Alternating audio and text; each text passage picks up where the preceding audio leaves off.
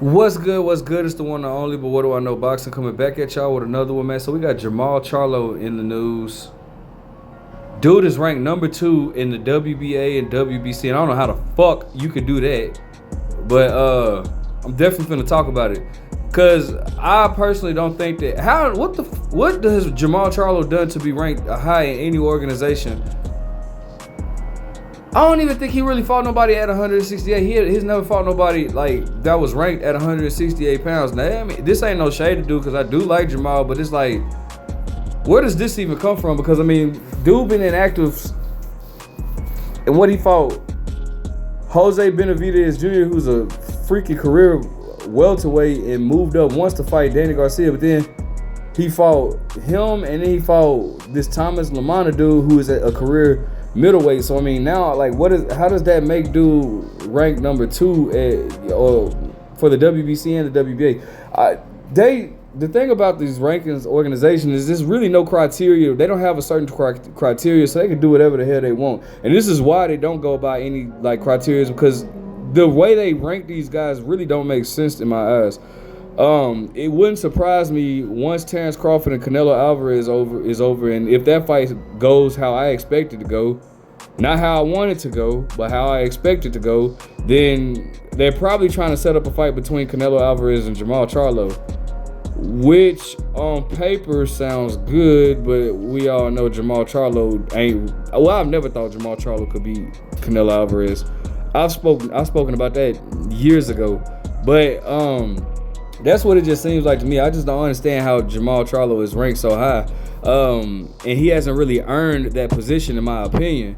You know, it's many guys that he has not fought at 168 pounds or 160 pounds, in my opinion, if you ask me.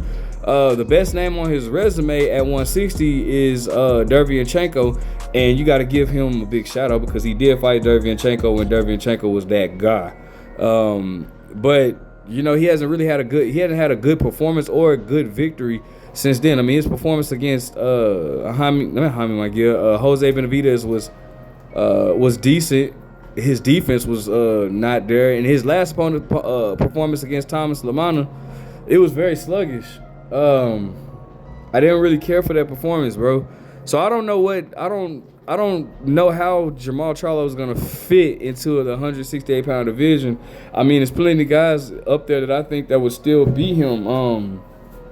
Even Caleb Plant. I think that if he fought Caleb Plant, though Caleb Plant is coming off of a loss, I think Caleb Plant could possibly still beat him. You got Christian and Billy. You got Diego Pacheco. You got I don't know right now. I think him and Edgar Berlanga. I think he's the best. Jermall at his best is way better than Edgar Berlanga. There's no doubt about that. But this Jermall that we've been seeing lately, just with due to inactivity and everything, I don't know how good this Jermall is. So I don't know if he's really better than Edgar Berlanga or not at this point. Because I don't think highly of Edgar Berlanga either. So I don't know, bro. Like, I don't know what they have going on, but regardless, man, I mean, I don't think that, Jermall Charlo is ready to be fighting for a title right now. I think that he still bro, this dude has not fought, like, bro, he fought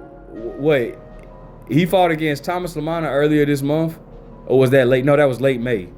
But before that, he hadn't fought since 2023, and that was, against Jose Benavidez Jr., and then before that, he ain't fought since 2021. So it's like, what has he done to really prepare himself for the top guys in this at 168 when he hasn't even fought a legitimate 168 pound fighter? And I'm not saying this to hate on Jermall. I'm really just saying this because, bro, he needs to get himself prepared to fight those type of guys.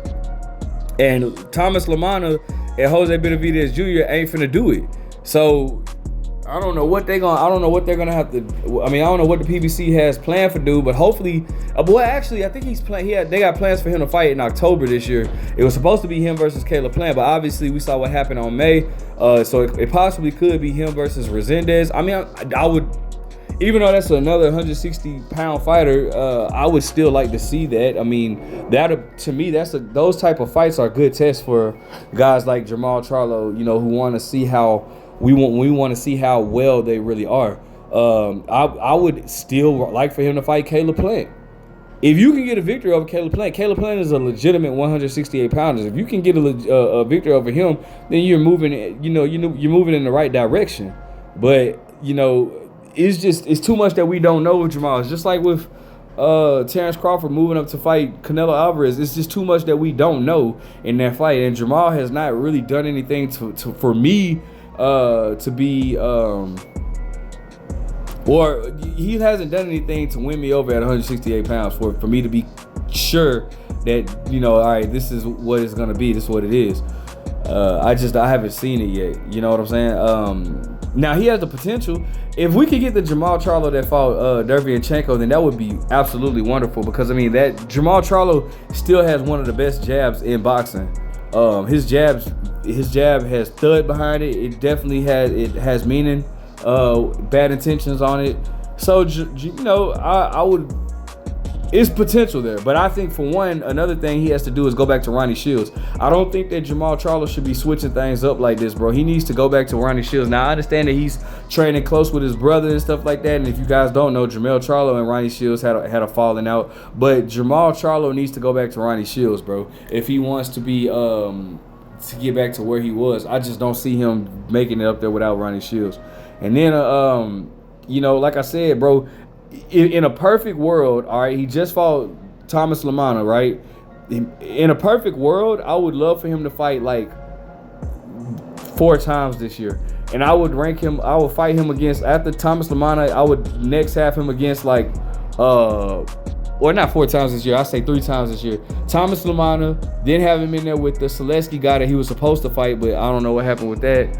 Then allow him to fight somebody like Caleb Plant. After Caleb Plant, I would actually have him, after Caleb Plant, I would have him fight Demetrius Andrade. If he wins all of those fights, then we could get him, we could talk about him being in the run for a title shot. And so that would happen next year. And I think that would be the perfect way to build him up. You know what I'm saying? To that point. At least, if he can get a victory over all those guys, then we'll for sure know, okay, Jermall Charlo's back and he's ready for a title shot. But having him fight Thomas Lamana and then possibly fighting Resendez in October, that's not gonna do it for me enough for me to be like, okay, he's ready for a title shot. But the way PBC has been operating, shit, we'll be lucky to see him fight again this year. If he does fight this year, I don't know what they're gonna do. I don't know. I heard that Resendez has a rematch clause with Caleb Plant. Oh, excuse me. A rematch clause with Caleb Plant. So that if that goes down, then they have to find another opponent, which I still think should be Mash Selesky. Go ahead and fight Selesky, bro. Like, get that, or that dude that what's that dude's name that beat Jose Uzcategui? I can't think of that dude's name, but have him fight somebody like that. You know what I'm saying? Like, put him in there with one of these guys, bro, and then continue to build, dude. And most importantly, keep this man active, bro. Like, I can't stress how important that is. Inactivity kills careers more than anything, bro. And as you guys see, we haven't seen Jermall look just like the best version of himself. Jermall's best performances was against Derevyanchenko and J-Rock. J-Rock was my favorite. Like, the way he catching, shooting at his finest. He caught that the right hand with his backhand, then used the same backhand to uppercut dude and knock him down. I thought that was just beautiful. That was Jermall Charlo at his best. We need that version of Jermall Charlo back, but I don't know if we can get it. It seems like Jermall Charlo is working his way. Working on his mental health. I'm glad him and Jermall Charlo are back talking or whatnot. But I just think that Jermall should just go back to Ronnie Shields, man, and get himself right or whatnot. I'm pretty sure he had really good sparring with David Morrell. You talking about southpaw like Demetrius Andrade. I think David Morrell could get him prepared for Andrade. Even though they fight different, there's still similarities there. Rangy guys and southpaws. Anyways, so I just hopefully that Jermall can get himself back in line. But I would take those steps first. I wouldn't just. I don't know. Bottom line, he shouldn't be ranked number 2. In my opinion, he should not be ranked number 2 in any organization. He needs to really get himself back right first, and then we could talk about him fighting possibly for a title. Getting a title shot. Let me know what you guys think. Make sure you guys like, comment, subscribe. Who do you want to see Jermall Charlo fight next? Do you think he's ready for a title shot? But what the F do I know?